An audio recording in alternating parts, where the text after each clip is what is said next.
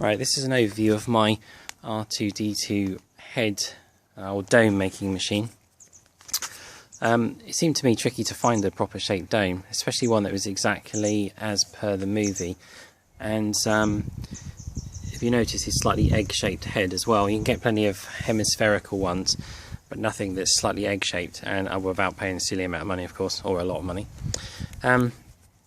So what I basically did was started by looking at the movies and graphic images that I could find on Google.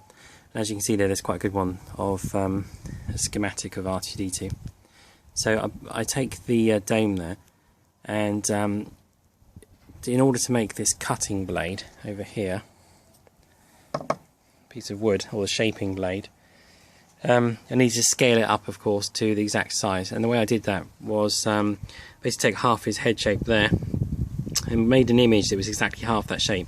And then if you go into a program like Coral Paint or Photoshop or something, you can actually scale that up to, say, in millimeters. So you can actually then make it 22.5 centimeters wide, and then you can print it out, and it prints out onto 2 or 3 pieces of paper.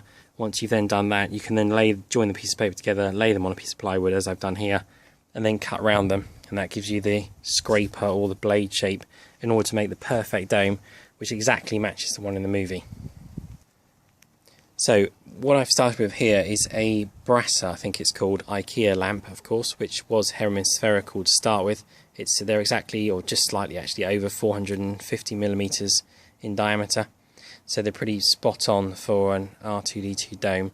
And then of course you've got to make it that egg shape, as you can see I'm doing here. I've started this one already because this is a pilot machine, but I'll just give you a quick overview of how the thing works.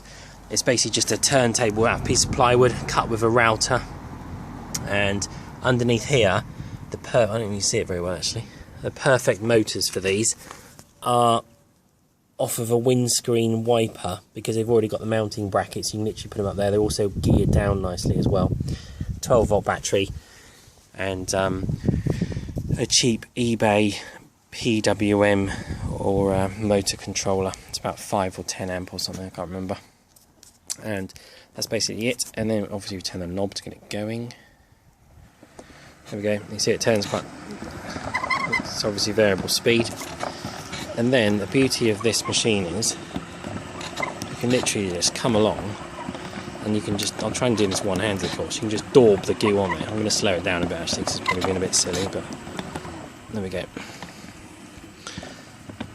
Just literally squirt the gumph on, and this is stuff from just a pound shop or dollar store, whichever you have locally, and you can see you just literally slop it on like this, tubes and tubes of the stuff,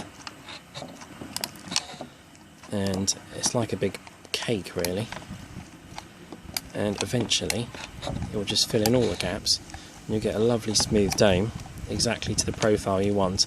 And then once it's finished, I'm actually going to use this as a plug to make a fibreglass mould of, but you could, if you make it roughly the right size you want, you can quite easily use this material as a skin, because it does dry hard, like really hard plastic.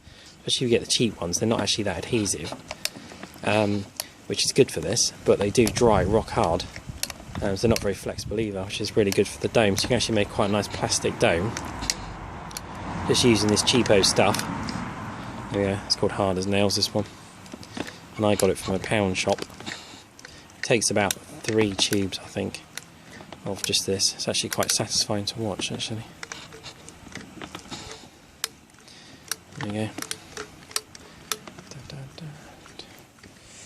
Right, there we go, it's nearly the whole tube slopped on there, just like that. And what we do is we speed it up a little bit. Oops, start getting daubed around. Then, next thing, is get a resident in or Marriott room key, and you can just literally feed that bit in there, just to help shape it out a little bit, fill in the gaps. There we go.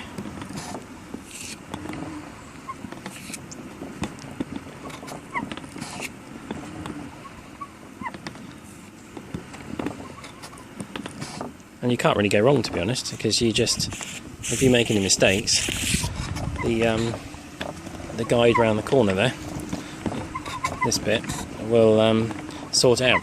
So what I'm going to do with this is I'm going to cake loads of this on. Once it's all dry, I'm going to cover it with a smooth just filler, just literally daub that all over it, run it through it again, and then a piece of sanding paper, give it a good sand over, and I'll probably then give it one quick coat of some kind of resin or epoxy or something like that, just to give it make it really hard, because I'm going to use it as a plug for fibreglass moulding. Otherwise I probably wouldn't bother. I'm going to catch that bit. And that's it really. I'll turn it up a little bit. There we go, just let it spin for a while. And you can see the dome starting to take a nice curve already, so just put a couple more tubes on there. And that's it. I will have the perfect dome shape. It's quite a useful tool actually. It's made out of an old kid's table, and probably use it for other things in the future. You can just adjust the size and whatnot. Anyway, I've applied 4 tubes, it turned out in the end, and I've taken the guide off over there, and you can see the dome looks pretty good. So what I do is, the sticky stuff is quite tricky to work, so what I did was just got an old garden sprayer full of water, give it a quick spray of water, and then I was just finishing up here. Just get an old credit card like that, just gently shape out any old gouges and things. But like I said, with this particular one, once that plasticky no more nails type stuff is set and nice and hard, I'm going to then go over it with a quick coat of fine filler, so then it can be sanded. Probably about 3 or 4 mil of filler, and then I'll sand that off. I put the guide back on it just to shape that, sand it down, and once that's finished, I'm going to go over it with a normal